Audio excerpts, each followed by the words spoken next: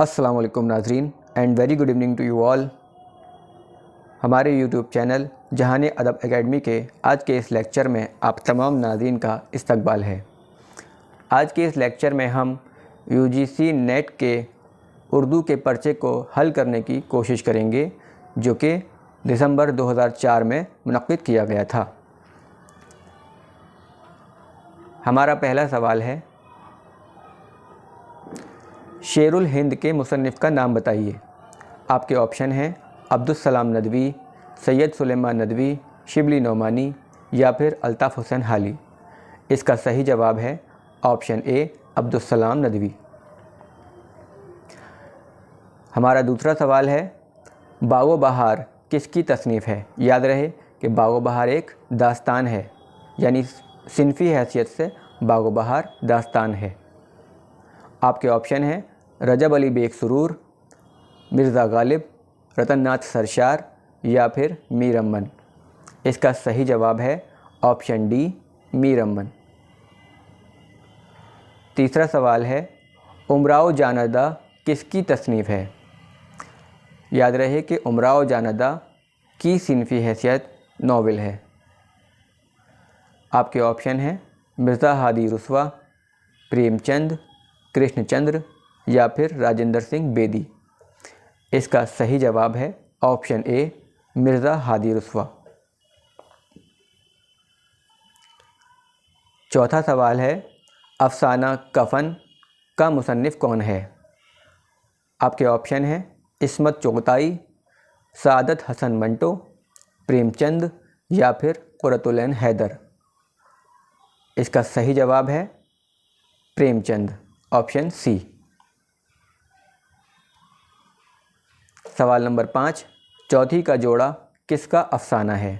آپ کے آپشن ہیں علی عباس حسینی، عصمت چغتائی، جیلانی بانو یا پھر شکیلہ اختر۔ اس کا صحیح جواب ہے عصمت چغتائی، آپشن بی۔ سوال نمبر 6، غبار خاطر کا تعلق کس صنف سے ہے؟ آپ کے آپشن ہیں افسانہ، ڈرامہ، ناول یا پھر خطوط۔ اس کا صحیح جواب ہے خطوط۔ سوال نمبر 7، اندر سبھا کس عہد میں لکھی گئی؟ یاد رہے کہ اندر سبھا کی صنفی حیثیت ڈرامہ ہے۔ آپ کے آپشن ہیں قلی قطب شاہ، بہادر شاہ ظفر، واجد علی شاہ یا پھر علی عادل شاہ۔ اس کا صحیح جواب ہے آپشن سی، واجد علی شاہ۔ سوال نمبر 8، سید احتشام حسین کے سفر نامے کا نام بتائیے۔ آپ کے آپشن ہیں شیر نامہ لندن، ساحل اور سمندر، شیر نامہ مصر و روم یا پھر لندن اور لندن۔ اس کا صحیح جواب ہے آپشن بی، ساحل اور سمندر۔ سوال نمبر 9، آل احمد سرور کی تنقید کی نوعیت کیا ہے؟ آپ کے آپشن ہیں جمالیاتی، اشتراکی، تاثراتی یا پھر سائنٹیفک۔ اس کا صحیح جواب ہے آپشن ڈی، سائنٹیفک۔ سوال نمبر 10، نام دیو مالی کا خاکہ کس نے لکھا ہے؟ آپ کے آپشن ہیں محمد حسین آزاد، الطاف حسین حالی، مولوی عبدالحق یا پھر عبدالماجد دریابادی۔ اس کا صحیح جواب ہے مولوی عبدالحق، آپشن سی۔ سوال نمبر 11، حجت الاسلام کس ناول کا کردار ہے؟ آپ کے آپشن ہیں فردوس بری، ابن الوقت، ٹیڑھی لکیر یا پھر شکست۔ اس کا صحیح جواب ہے آپشن بی، ابن الوقت۔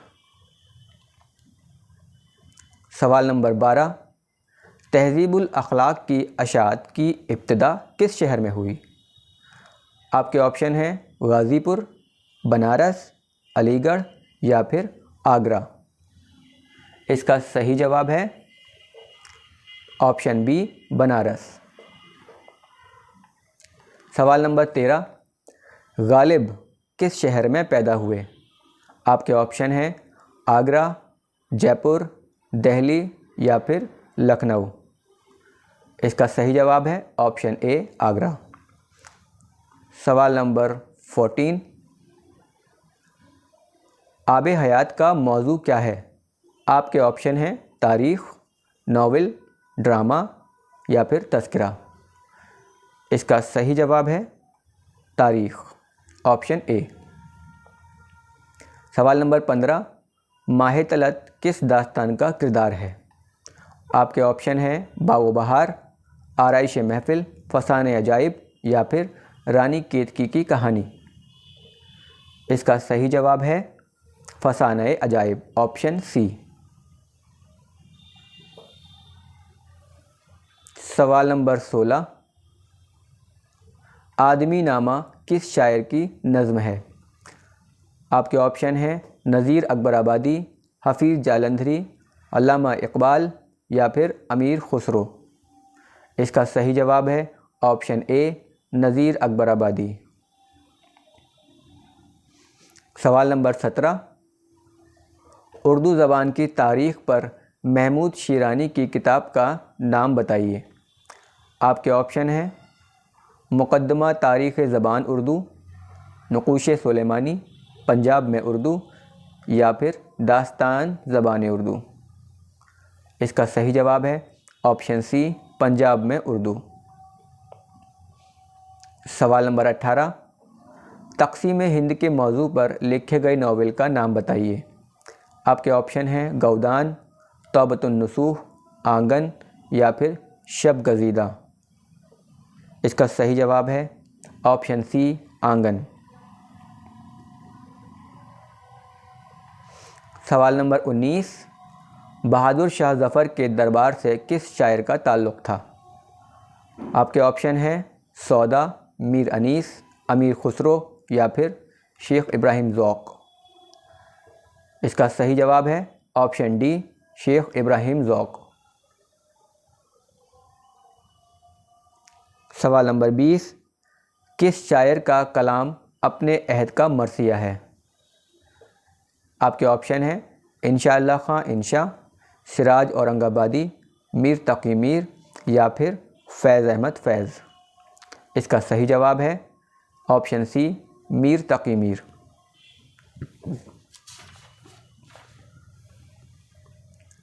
سوال نمبر 21، درج ذیل کتابوں میں کون سی خطوط کا مجموعہ نہیں ہے؟ آپ کے آپشن ہیں اردو معلیٰ، غبار خاطر، زیر لب یا پھر لیلا کے خطوط۔ اس کا صحیح جواب ہے آپشن ڈی لیلا کے خطوط۔ سوال نمبر 22، فورٹ ولیم کالج کس شہر میں قائم ہوا؟ آپ کے آپشن ہیں دہلی، کلکتہ، علی گڑھ یا پھر مرشد آباد۔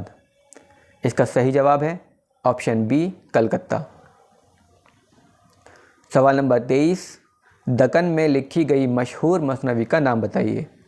آپ کے آپشن ہیں پھول بن، گلزار نسیم، گلشن عشق یا پھر سحر البیان۔ اس کا صحیح جواب ہے پھول بن، آپشن اے۔ سوال نمبر 24، تاج الملوک کس مثنوی کا کردار ہے؟ آپ کے آپشن ہیں سحر البیان، گلزار نسیم، زہر عشق یا پھر علی نامہ۔ اس کا صحیح جواب ہے آپشن بی گلزار نسیم، جو ایک مثنوی ہے دیا شنکر نسیم کی۔ سوال نمبر 25، مسدس کے ایک بند میں کتنے مصرے ہوتے ہیں؟ آپ کے آپشن ہیں 5، 7، 6 یا پھر 8۔ اس کا صحیح جواب ہے آپشن سی 6۔ سوال نمبر 26، دارالمصنفین کا بانی کون ہے؟ آپ کے آپشن ہیں سر سید احمد خان، ابوالکلام آزاد، سید سلیمان ندوی یا پھر شبلی نعمانی۔ اس کا صحیح جواب ہے آپشن ڈی شبلی نعمانی۔ سوال نمبر 27، عود ہندی کے مصنف کا نام بتائیے۔ آپ کے آپشن ہیں اسد اللہ خان غالب، الطاف حسین حالی، محمد حسین آزاد یا پھر مولوی عبدالحق۔ اس کا صحیح جواب ہے آپشن اے، مرزا اسد اللہ خان غالب۔ سوال نمبر 28، اسباب بغاوت ہند کا موضوع کیا ہے؟ آپ کے آپشن ہیں تاریخ، سیاست، اخلاقیات یا پھر فلسفہ۔ اس کا صحیح جواب ہے آپشن بی، سیاست۔ سوال نمبر 29، اردو میں تقابلی ادب کی ابتدا کس کتاب سے ہوئی؟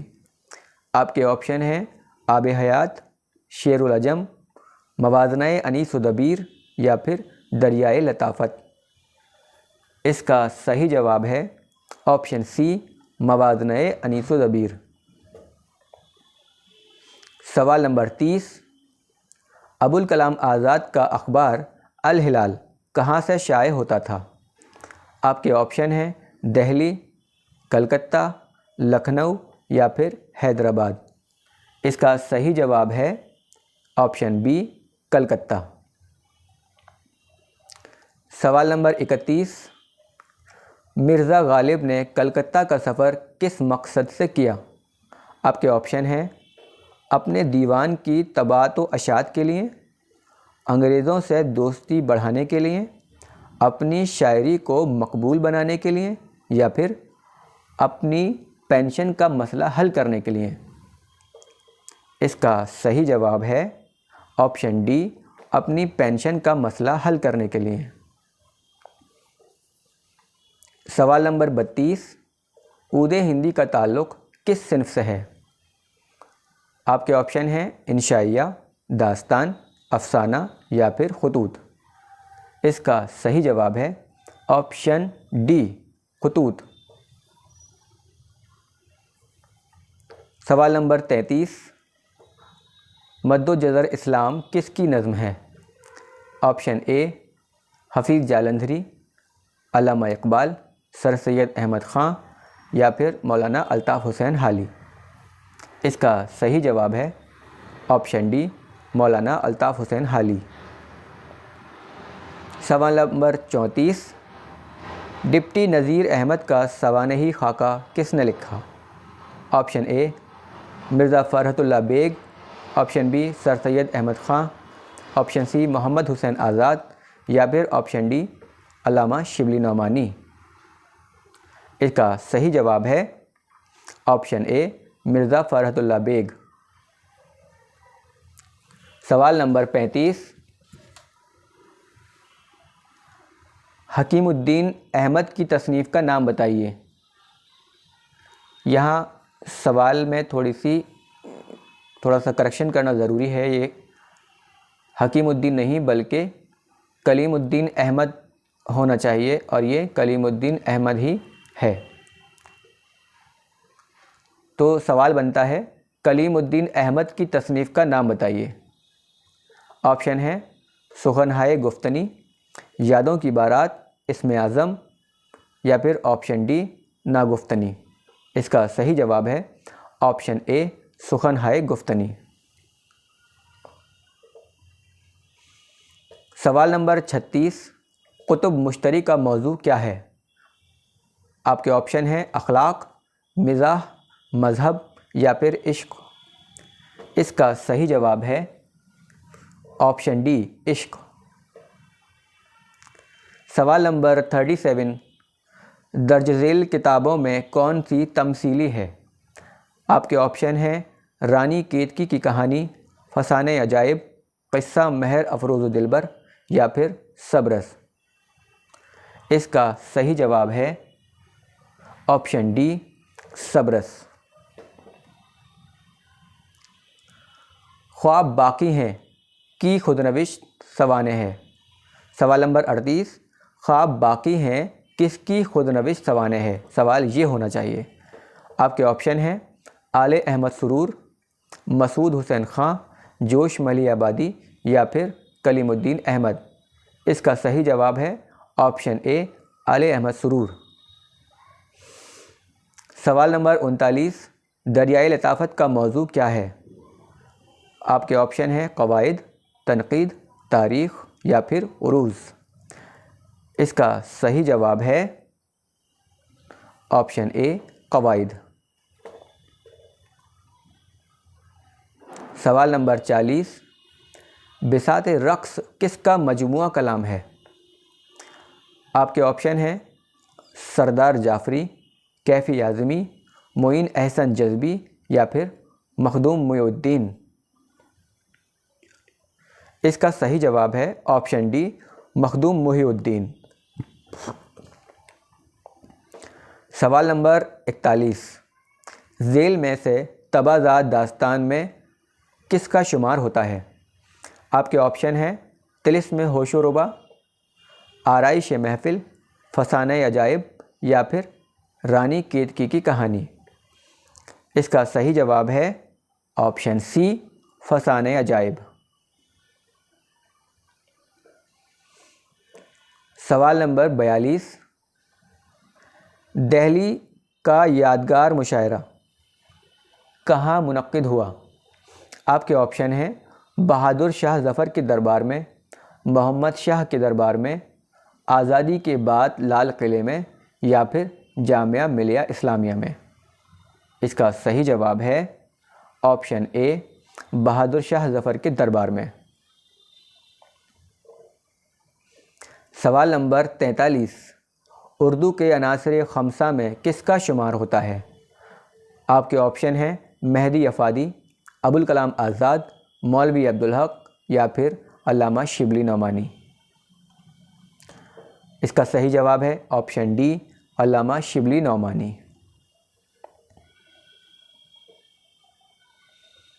کس شاعر کا تعلق دکن سے نہیں ہے؟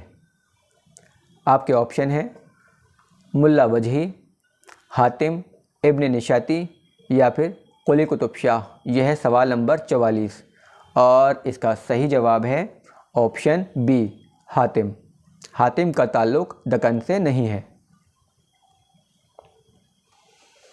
سوال نمبر 45، میر تقی میر کا ہمعصر کون نہیں ہے؟ آپ کے آپشن ہیں سودا، ذوق، آبرو یا پھر مصحفی۔ اس کا صحیح جواب ہے آپشن بی ذوق۔ سوال نمبر 46، 1857 کی تاریخ کس کے خطوط سے مرتب ہوتی ہے؟ آپ کے آپشن ہیں ابوالکلام آزاد، شبلی نعمانی، مرزا اسد اللہ خان غالب یا پھر الطاف حسین حالی۔ اس کا صحیح جواب ہے آپشن سی مرزا اسد اللہ خان غالب۔ سوال نمبر 47، خطبات احمدیہ کا موضوع کیا ہے؟ آپ کے آپشن ہیں شاعری، تنقید، سیرت یا پھر سیاست۔ اس کا صحیح جواب ہے آپشن سی سیرت۔ سوال نمبر 48، فورٹ ولیم کالج کا تعلق کس مصنف سے ہے؟ آپ کے آپشن ہیں انشاء اللہ خان انشا، رجب علی بیگ سرور، کریم الدین یا پھر حیدر بخش حیدری۔ اس کا صحیح جواب ہے آپشن ڈی حیدر بخش حیدری۔ سوال نمبر 49، دارالترجمہ کہاں قائم ہوا؟ آپ کے آپشن ہیں لکھنؤ میں، دہلی میں، حیدرآباد میں یا پھر بمبئی میں۔ اس کا صحیح جواب ہے آپشن سی حیدرآباد میں۔ دارالترجمہ حیدرآباد میں قائم ہوا تھا۔ اور ہمارا آج کا آخری سوال، سوال نمبر 50، دہلی کالج کا تعلق کس سے ہے؟ آپ کے آپشن ہیں مرزا اسد اللہ خان غالب، ماسٹر رام چندر، سر سید احمد خان یا پھر ابوالکلام آزاد۔ اس کا صحیح جواب ہے option B master Ram Chandra. تو آج ہم نے UGC نیٹ دسمبر 2004 کا پرچہ حل کیا اردو کا، ہم اسی طرح اسی سلسلے سے UGC نیٹ کے پرچے حل کرتے رہیں گے۔ ہمارے چینل کو آپ سبسکرائب کریں، ہماری ویڈیو کو شیئر کریں اور زیادہ سے زیادہ اپنے دوست احباب میں اس ویڈیو کو شیئر کریں اور ویڈیو کو لائک ضرور کریں۔ بہت شکریہ، ملتے ہیں اگلی ویڈیو میں۔ UGC نیٹ دسمبر 2005 کا پرچہ ہم سولو کریں گے انشاءاللہ۔